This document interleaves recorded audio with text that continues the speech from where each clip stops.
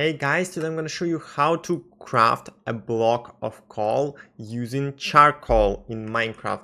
Let's take some charcoal and put it into a crafting table just like that.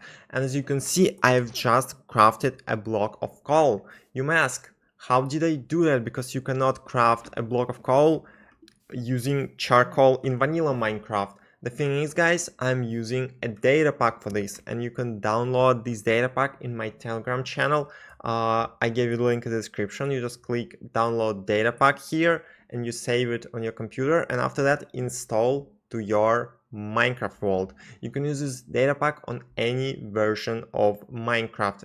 You don't need any mods or fabric like Forge, you don't need it, only your vanilla Minecraft world. To install data pack to your existing world, guys, you just need to select your world and click edit. Here we need to open world folder, and the folder is opened. Yeah, and here we can see data packs folder. We need to open this folder, and after that we just need to drag and drop this file that you just saved on your PC.